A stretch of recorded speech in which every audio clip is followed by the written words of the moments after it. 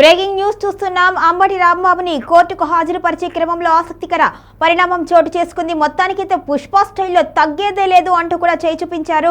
అయితే ఎన్ని కేసులు పెట్టుకున్నా, రెడ్ బుక్ లో ఎన్ని రకాల కేసులు రాసుకున్నా సరే ఏమాత్రము వైసీపీ శ్రేణులు భయపడరు. మీరు ఎన్నిసార్లు జైలుకు పంపించినా వెళతాము, కానీ ఏమాత్రం వెనుకంజ వేయము అంటూ కూడా పుష్ప స్టైల్లో బస్సులో నుంచే తగ్గేదేలే అంటూ కూడా ఇండికేషన్ ఇచ్చారు.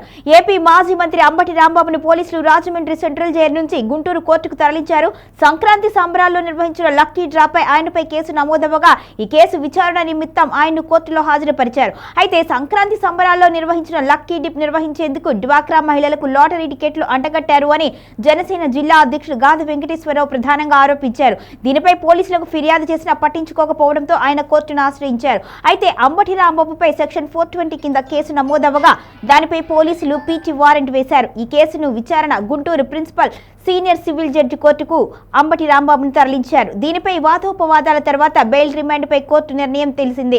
అయితే 14 రోజుల రిమాండ్ను విధించింది కోర్టు. ఈ నేపథ్యంలో కోర్టుకు హాజరవుతున్నప్పుడు బస్సు నుంచి కోర్టులోకి వెళుతున్న నేపథ్యంలో తగ్గేదే లేదు అంటూ కూడా ఆయన పుష్ప స్టైల్లో సంకేతాలైతే ఇచ్చారు. మొత్తానికైతే ఎన్ని కేసులు పెట్టినా ప్రభుత్వం మేము భయపడము, వైసీపీ శ్రేణులదే ఎట్టి పరిస్థితుల్లోనూ వెనుకంచ కాదు, మేము తగ్గేదే లేదు అంటూ కూడా ఆయన వ్యాఖ్యానించారు. అంతేకాకుండా రాబోయేది మా ప్రభుత్వమే కాబట్టి టీడీపీ ప్రభుత్వం ఇప్పుడు ఎన్ని అక్రమ కేసులు పెట్టినా ఆ తర్వాత మేము ఎవరిని విడిచిపెట్టము, వడ్డీతో సహా చెల్లించుకుంటాము అంటూ కూడా సంచలన వ్యాఖ్యలు చేశారు.